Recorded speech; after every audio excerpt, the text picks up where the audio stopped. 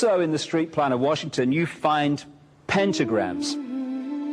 So here we have two pentagrams in the street plan of Washington. The top one points into the Capitol building, and the one at the bottom points into the White House.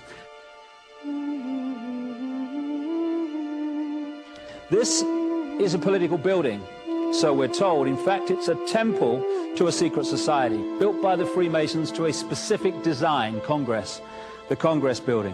Where did it get its name from? Capitol Hill. From a sacred place of the Roman Brotherhood going way back called Capitoline Hill. And when Madeleine Albright, high priestess of this brotherhood, became Secretary of State, and she went across on her first overseas visit to Europe, she actually went to Rome and made an official visit, what for her would have been a pilgrimage to Capitoline Hill in Rome, and that's where we get Capitol Hill from. This is George Washington. In the last century, they decided they didn't have a decent statue of George, so instead of getting an American to produce one, they ordered it from Italy, from Florence. And when it arrived on the dockside, people were staggered, because here was George, the first president of the United States, depicted naked from the waist up with this cloth over his Bill Clinton's, and then pointing up one arm, pointing down the other. What's going on? Unless you realize where these people are coming from, it's inexplicable. Well, if you just hold that in your mind, arm up, arm down, naked from the waist up, and then Bill Clinton's covered in a piece of cloth, well, this is where it's coming from. This is the ancient depiction of the compilation of the negative force symbol that the Templars worshipped, or the high-level Templars worshipped anyway, called Baphomet. And this is why that they depicted George Washington in that way.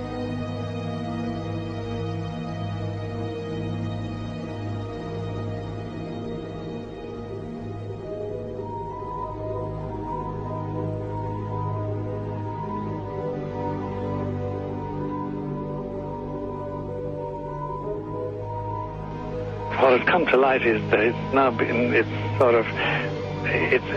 is not so surprising for a lot of people that there are covens amongst the very educated class, architects, doctors, lawyers, priests, brokers, and the leisure class.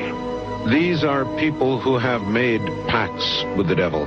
That's right. It's really the best, the more accurate way of describing it would be that they have indulged themselves in the worship of the goat, of the prince, of the serpent, of Satan, of Lucifer, and they lead perfectly normal lives. They're jewel merchants. They travel. They're prominent in their own way, but they do have this indulgence. Father, here's a part of that I can never understand, that has never made sense to me, and that is, if somebody were to make a pact with the devil, then obviously the implication is if the devil is there to make a pact with them, to make a deal, to make their life, this short mortal life on earth, pleasurable, with money or women or travel, or more interesting, whatever it is they want. Yes. Then they are aware of the presence of the devil, and they are obviously aware then of the presence of God as well, and they nevertheless make a conscious, stupid, short-term, blind choice to take what they can get in this lifetime. And to embrace one, you must embrace the other. It's not like it's some wishy-washy person. I know you do.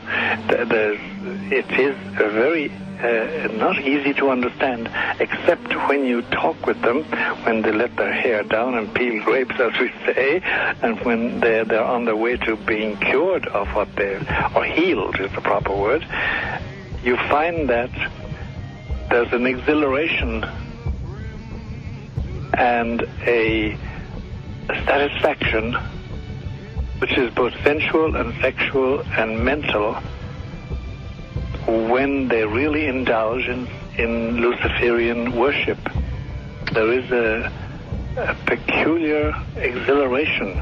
Like a drug, then? Yes, it's a peculiar exhilaration. And of course, the godly instincts in us all, the angelic in us all, because we all have something angelic and something godly, besides everything else, a lot of other negative things, that is quenched. And you find in them a horror of anything, what we call sacred and holy, or sacrosanct, or the idea of the idea of the sacred, of the awesome.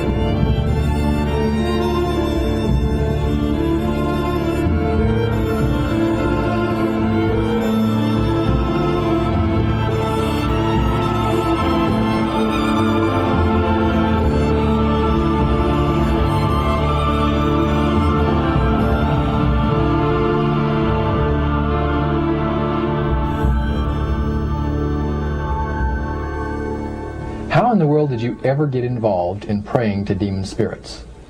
A fellow that had been on a particular ship with me, he told me, "Hey, I got something fantastic to tell you."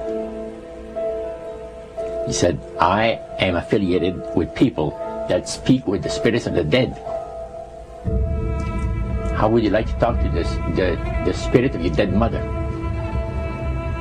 And I was shocked. I was shocked. He said, "You wouldn't be afraid of talking to the spirit of your dead mother, would you?" Well, I said, "I'll tell you what, I would have to give that some thought, because it's something I never thought about before in my life." Most of us probably haven't. A little afraid of something like that. Well, he says, you know, it's written all over your face. You're afraid of going to a seance. But he says, "I know you. He says, you're going to come."